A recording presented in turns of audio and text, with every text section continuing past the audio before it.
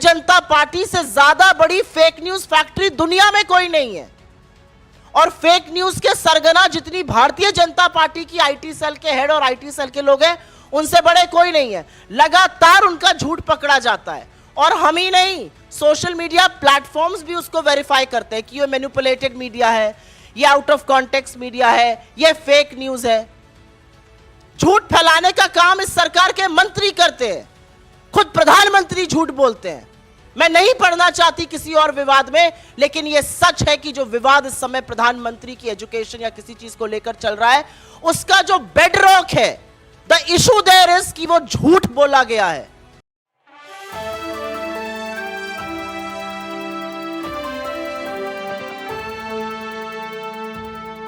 नमस्कार, आप देख रहे हैं नेक्स्ट 9 न्यूज पॉलिटिकल बाइट और आपके साथ मैं हूं क्रांति सिंह।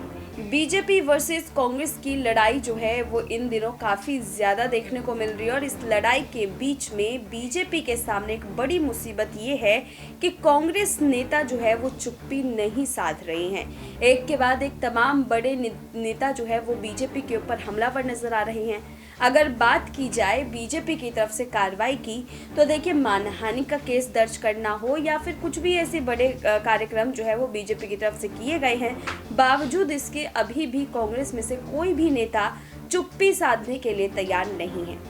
आप सभी को तो अच्छे से मालूम ही है कि राहुल गांधी ने अपनी सदस्यता खो दी है। अपनी सदस्यता खोने के बाद जो है यहाँ पर पवन खेड़ा के ऊपर बड़ी कार्रवाई हुई, उनको जो है एयरपोर्ट पर रोक लिया गया। इसके अलावा कई और ऐसी घटनाएं रही जो इन दिनों हम सभी को देखने को मिला है और इन घटनाओं के बीच में सबको यही लग रहा था कि चलिए कांग्रेस धीरे धीरे करके कम से कम चुप्पी तो साध ही लेगी, लेकिन कांग्रेस ने अपनी चुप्पी नहीं साधी। एक बार फिर से एक अलग ही अंदाज में जो है यहाँ पर सुप्रिया श्रीनेत नजर आई। सुप्रिया श्रीनेत, पहले मैं आपको जानकारी दे देती हूँ कि सुप्रिया श्रीनेत कांग्रेस के नेता और प्रवक्ता दोनों ही हैं और कांग्रेस के नेता और प्रवक्ता होने के नाते जो है उन्होंने अपनी तरफ से एक बयान जारी किया और इस बयान के जरिए जो है बीजेपी के खिलाफ हुंकार भरी है। क्या कुछ कह रही थी सुप्रिया श्रीनेत, जरा सुनिए। आपने पता नहीं, एक कहावत है हमारी और होती है गांव में कि जादूगर की जान जो है वो तोते में बसती है। अडानी पर बोलो दर्द मोदी और भाजपा को होता है। सबसे पहली बात तो मैंने भी वो ट्वीट देखा जिसका आपने जिक्र किया है। हम तो अडानी पर बोल रहे हैं, आप क्यों बचाव में उतर आते हैं? पूरी की पूरी भारतीय जनता पार्टी, उनकी आईटी सेल, उनके फेक न्यूज सरगना कूद पड़ते हैं अडानी के बचाव में। आप अडानी के मुलाजिम हैं, आप अडानी का काम करते हैं, आप भारत सरकार के मुलाजिम हैं या आप भाजपा के लोग हैं? अगर आप भाजपा के लोग हैं तो भाजपा का बचाव करा करिए, सरकार के मंत्री हैं, नीतियों का बचाव किया करिए। अडानी का बचाव क्यों कर रहे हैं? और जो सवाल हमारे मन में आता है आज, वो यह सवाल देश की जनता के मन में आ रहा है। कहां अडानी को जाता है, दुखती रग अडानी की दवाई जाती है, दर्द होता है प्रधानमंत्री मोदी और उनके मुलाजिमों को। क्यों भाई? अडानी को बोलने दीजिए ना, हमने अडानी पर बोला है, अडानी दे इसका स्पष्टीकरण। जो उस व्यक्ति का फादर है उसका कम्युनिस्ट पार्टी ऑफ चाइना से लेना देना है, उस पर क्यों नहीं जवाब देते हैं? वो हर पोर्ट में घुसा हुआ है, आपके स्ट्रेटेजिक रणनीतिक इंफ्रास्ट्रक्चर में उसका हस्तक्षेप है। 5-5 पोर्ट्स में कांडला, दहिजा, हजीरा, मुंद्रा, विशाखापट्टनम, वो रेलवे रोड बना रहा है, वो इंफ्रास्ट्रक्चर रोड का बना रहा है, वो इलेक्ट्रिसिटी का निर्माण कर रहा है। अरे भैया, अडानी को भी कुछ स्पष्टीकरण देने दीजिएगा, या अडानी के कॉर्पोरेट कम्युनिकेशन का काम भी अब भारतीय जनता पार्टी के लोग कर रहे हैं। नब्ज इनकी दुखाओ तो दर्द होता है साहब को और उनके लोगों को। अब ये जो एक बेतुकी बात कही गई, fake news against central government, अगर ऐसा ही है तो सरकार को आईना भी दिखाना चाहिए। भारतीय जनता पार्टी से ज्यादा बड़ी फेक न्यूज फैक्ट्री दुनिया में कोई नहीं है और फेक न्यूज के सरगना जितनी भारतीय जनता पार्टी की आईटी सेल के हेड और आईटी सेल के लोग हैं, उनसे बड़े कोई नहीं है। लगातार उनका झूठ पकड़ा जाता है और हम ही नहीं, सोशल मीडिया प्लेटफॉर्म्स भी उसको वेरीफाई करते हैं कि ये मैनिपुलेटेड मीडिया है, ये आउट ऑफ कॉन्टेक्स्ट मीडिया है, ये फेक न्यूज है। झूठ फैलाने का काम इस सरकार के मंत्री करते हैं, खुद प्रधानमंत्री झूठ बोलते हैं।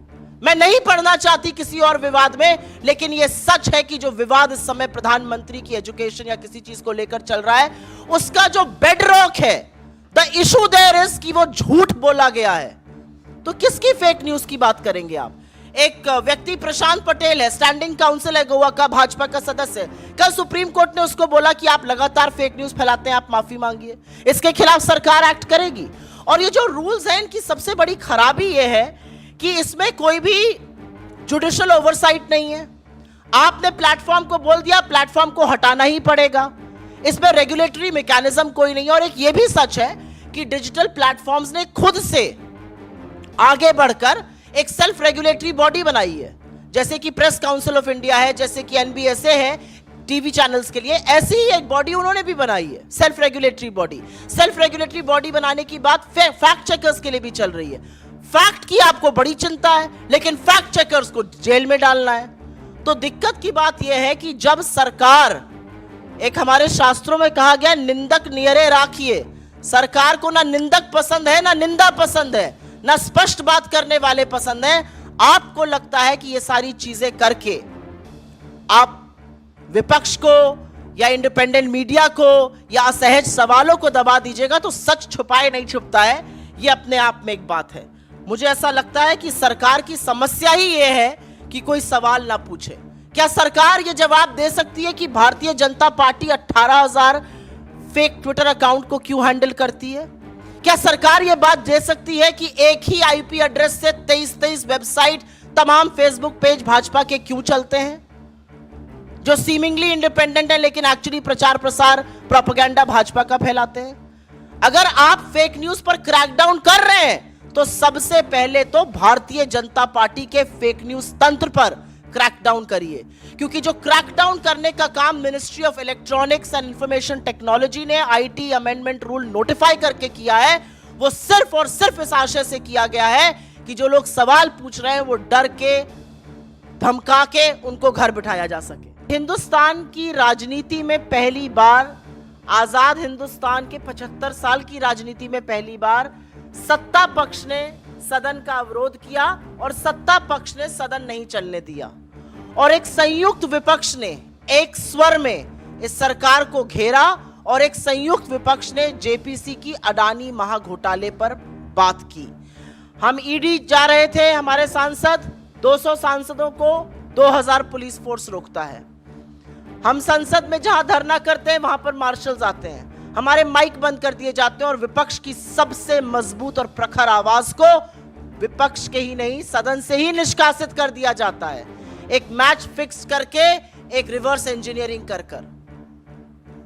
राहुल गांधी जी ने 7 फरवरी को सवाल पूछे अडानी पर और उनकी आवाज को बंद करने का काम लगा मोदी सरकार को कि वो कर देगी, लेकिन असलियत यह है कि जब समूचा विपक्ष एक साथ खड़ा होता है तो सरकार बौखला जाती है। राहुल जी के सवालों से ये सरकार बैकफुट पर है, और इसीलिए अब हर उस आवाज का दमन करना चाहती है जो खड़े होकर इनसे सवाल पूछेगा। मुझे बिल्कुल भी नहीं लगता कि विपक्षी एकजुटता किसी भी तरह से प्रभावित हो रही है। समूचा विपक्ष एक साथ खड़ा है। इस बार के बजट सेशन में सरकार इसीलिए बौखलाई हुई है, इसीलिए घबराई हुई है, और इसीलिए इंटरनेट को कंट्रोल और सेंसर करने की बात हो रही है, क्योंकि विपक्ष एकजुट होकर एक मत में मोदी सरकार को घेर रहा है। जहां तक उनके बयान की बात है, वो वरिष्ठ हैं, उनका बयान हो सकता है, लेकिन बहुत गंभीर राष्ट्रीय सुरक्षा के मसले हैं यहां पर एक चीनी व्यक्ति का, चीनी कंपनी का, जिसका चीन की कम्युनिस्ट पार्टी से लेना देना है, वो घुसा हुआ है पूरे तंत्र में। उसको अडानी जी लेके गलबैया कर रहे हैं। अगर ये एंटी नेशनल एक्टिविटी नहीं है तो एंटी नेशनल एक्टिविटी क्या है? इस देश के लोगों का, एलआईसी के धारकों का, पॉलिसी धारकों का 30 करोड़ से ऊपर जो है, 45 करोड़ से ज्यादा एसबीआई के अकाउंट होल्डर्स है, उनका पैसा डूब रहा है। एलआईसी का जो इन्वेस्टमेंट था वो नेगेटिव हो गया है। ये देश के लोगों के पैसे का सवाल है, ये राष्ट्रीय सुरक्षा का सवाल है, ये अनियमितता का सवाल है। मुझे लगता है ये सब बातों को भटकाने का मुद्दा है। असली बात क्या है? असली बात क्या है कि इस लोकतंत्र में अडानी पर सदन में 40 मिनट के भाषण के 18 अंक राहुल गांधी जी के एक्सपंज किए जाएंगे। असलियत यह है कि 7 फरवरी को वो भाषण देंगे और 9 दिन बाद 16 फरवरी को अहमदाबाद हाईकोर्ट में पुर्णेश बूथवाला या पुर्णेश मोदी जिसने अब अपना नाम रख लिया है, वो जाकर अपनी ही स्टे एप्लीकेशन विथड्रॉ करेंगे और कहेंगे कि मैंने सेशंस कोर्ट में जो चल रही थी स्टे, जो लोअर कोर्ट में चल रहा था उसके लिए स्टे दिया था, मैं ही विथड्रॉ करता हूं। फिर फास्ट ट्रैक हियरिंग होती है, 23 तारीख को एक फिक्स जजमेंट आता है और उस जजमेंट के बाद राहुल जी की सदस्यता चली जाती है। यह रिवर्स इंजीनियरिंग है। आज तक इस देश में ऐसे मसले पर किसी को 2 साल की सजा नहीं मिली है। अगर 1 साल 11 महीने 29 दिन की सजा मिलती तो राहुल गांधी जी की सदस्यता नहीं जाती। इसीलिए मेरा मानना है यह फिक्स्ड मैच था सरकार की ओर से।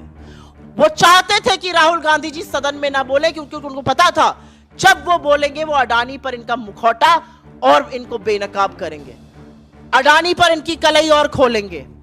वो ये जानते थे और इसीलिए जब राहुल गांधी जी ने 2 बार लिखित में और 1 बार मिलकर स्पीकर से बोलने का टाइम मांगा तो टाइम क्यों नहीं दिया गया? स्पीकर कहते हैं आप मेरे साथ चाय पी लीजिए, मैं आपको बोलने नहीं दे सकता हूं। क्यों नहीं बोलने दे सकते हैं भाई? और अगर आपको लगता है कि राहुल गांधी की सदस्यता खत्म कर कर मीडिया पर ऐसे ये कानून लगाकर वर्ल्ड वाइड मीडिया को सेंसर करके एक एजेंसी बिठा देगी जो किसी चीज को भी फेक न्यूज बताकर सारे प्लेटफॉर्म से न्यूज हटवाएगी, अगर आप आवाज दबा सकते हैं तो असलियत यह है, ये आपकी कायरता, आपकी बौखलाहट, आपकी घबराहट दिखाती है और लोग अच्छी तरह से ये समझ रहे हैं। अगर आप राहुल जी से जरा भी वाकिफ हैं, अगर आपने उनको अपना पब्लिक कॉन्डक्ट या पर्सनल कॉन्डक्ट करते हुए देखा है, वो कभी भी ना मर्यादा का उल्लंघन करते हैं, ना आक्रोश व्यक्त करते हैं, ना जो आपने कहा कि कोई स्ट्रेटेजिक तौर पे काम करते हैं। लेकिन जिस तरह की बयानबाजी उन लोगों ने करी है, चाहे वो कांग्रेस पार्टी के खिलाफ हो, चाहे राहुल जी के खिलाफ हो, उसकी हम जितनी निंदा करें वो कम है। ये सब लोग वो हैं जो कांग्रेस के बिगेस्ट बेनिफिशियरीज थे। ये सब लोग वो हैं जिन्होंने अपने अंतिम चुनाव 84 में जीता था, आजाद साहब ने अपना अंतिम चुनाव, और जब तक राज्यसभा में बने रहे सब कुछ चंगा था। जब राज्यसभा खत्म होती है और घर का लगान देना पड़ रहा है मोदी जी को और एक किताब को बेचने के लिए, वो आजाद से गुलाम बनने पर तुल गए हैं। ज्योतिरादित्य सिंधिया, कौन उनको राजनीति में लाया? One of the youngest Turks, सबसे कम उम्र में मिनिस्टर बने।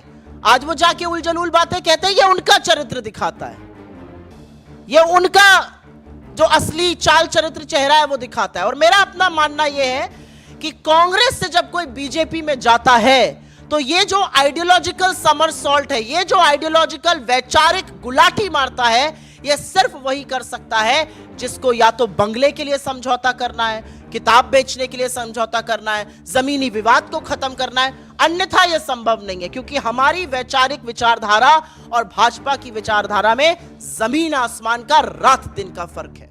अगर अब अडानी पर खुलासे होंगे जो कि लगातार हो रहे हैं, और मैं दुख के साथ भी कहती हूं और थोड़ा सा क्षोभ के साथ भी कहती हूं, अडानी के खिलाफ जो खुलासे हो रहे हैं वो मेन स्ट्रीम मीडिया में नहीं हो रहे हैं आज की तारीख में। अगर डिजिटल प्लेटफॉर्म्स इसको कर रहे हैं, अगर सोशल मीडिया की फैक्ट फाइंडिंग एजेंसीज इस पर कर रही हैं काम, उसको भी फेक न्यूज कहा जाएगा। अब हम देश को पूरी तरह से सेंसरशिप पर ले जा रहे हैं, क्योंकि ये जो नोटिफिकेशन है ये सिर्फ और सिर्फ सेंसरशिप है, इसका और कोई भी पर्याय नहीं है। इसका मुझे और कोई समझ में नहीं आता है। आज मामला राष्ट्रीय सुरक्षा का है। एक चीनी कंपनी अडानी के हर कॉन्ट्रैक्ट में सब कॉन्ट्रैक्टर है। वो दहेज से लेके कांडला, हजीरा, मुंद्रा हर पोर्ट में घुसा हुआ है। उसको भी फेक न्यूज बता देंगे, उसके भी डिफेंस में आ जाएंगे। तो सवाल आज ये है कि क्या विपक्ष की आवाज को दबाते दबाते सरकार अब स्वच्छंद मीडिया, सरकार अब पूरी तरह से सेंसरशिप पर उतर आई है? मुझे लगता है भारतीय जनता पार्टी में सूपनखा से विशेष प्रेम है। प्रधानमंत्री मोदी सदन में हमारी सांसद रेणुका चौधरी जी को सूपनखा बुलाते हैं। अब कैलाश विजयवर्गीय जी इस देश की बेटियों को सूपनखा बुला रहे हैं। यही इनका असली चाल चरित्र और चेहरा है, यही महिलाओं का सम्मान है। और इस पर भी जो महिला नेत्री लोग हैं बौखला जाती हैं, सवाल पूछो वो चुप बैठी रहेंगी। ये भारतीय जनता पार्टी में महिलाओं का सम्मान है, ये उनका असली चाल चरित्र और चेहरा है। यही बोलना है मुझे। देश की महिलाएं, देश की बेटियां, देश की आधी आबादी इसको देखे कि अगर आपके जीन्स पहनने पर, इनके उत्तराखंड के चीफ मिनिस्टर का बयान आया था, खट्टर का बयान आया कि रेप ही होता है क्योंकि लड़कियां जीन्स पहन लेती हैं।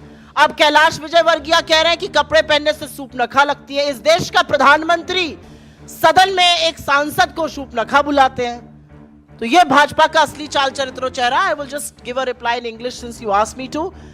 What Kailash Vijayvargiya is saying at some level shows the love for Supnakha within the BJP. The Prime Minister had called one of our women MPs Supnakha. Now Kailash Vijayvargiya is saying the same thing. Khattar is on record, the Haryana Chief Minister, to say that women get raped because they wear jeans. Another Uttarakhand Chief Minister, who's no longer a Chief Minister, said women who wear shredded jeans have loose character. This is what the BJP is made up of, and which is why you find so many BJP legislators facing criminal charges as far as offenses towards women are concerned. Why are so many rapists having BJP connections? Why is it that political patronage is given to people who commit crime against women in the BJP? This is what the real DNA of the BJP is. What baffles me is that women leaders of the BJP will continue to keep quiet as Kailash Vijayvargiya and his ilk continue to make the comment. Kiran Rijiju ji Arunachal से आते हैं। जहां तक मेरी जानकारी है वो अरुणाचल से आते हैं। अरुणाचल में चीन ने 3 बार नाम बदलने की धृष्टता करी है। इस देश के कानून मंत्री है या ट्रोल मंत्री है, उस पर बोलेंगे। और सुप्रीम कोर्ट ने अगर एक कमेटी बनाई है तो उस कमेटी का आने दीजिए प्रकरण, उसका आने दीजिए रिपोर्ट। आपकी क्या जल्दी है? आप क्यों जाके रूल्स बंद करना चाहते हैं? आपको रूल्स बनाने की क्या जल्दी है? क्योंकि आपको समझ में आ गया है कि सवाल हर ओर से उठ रहे हैं। सवाल समूचे विपक्ष से उठ रहा है, सवाल इंडिपेंडेंट मीडिया से उठ रहा है, सवाल आज जनता उठा रही है। आप इंडिपेंडेंट मीडिया को रेगुलेट कर दीजिएगा, विपक्ष के सांसद को निष्कासित कर दीजिएगा, जनता को भी जेल में डाल दीजिएगा। असलियत यह है। तो किरण रिजिजू जी हर बार कुछ औने बौने उलझुल बातें करते हैं। वो अरुणाचल से आते हैं। उनसे मेरा एक सीधा सवाल है, अरुणाचल ने अप्रैल 2017 में, दिसंबर 2021 में और अप्रैल 2023 में चीन ने अरुणाचल में जगहों का नाम बदला। इस पर उनका वक्तव्य कब आएगा? सुप्रिया श्रीनेत का ये बयान आपने सुना। अपने बयान के जरिए उन्होंने अपनी राय तो रख दी, लेकिन अब आप लोगों की राय जानना बेहद दिलचस्प होगा। इसलिए हम चाहेंगे कि आप हमारे कमेंट सेशन में जो है अपनी बात जरूर रखें। फिलहाल अभी के लिए बस इतना ही। देश दुनिया की तमाम बड़ी खबरों के लिए देखते रहिए नेक्स्ट 9 न्यूज़ पॉलिटिकल बाइट।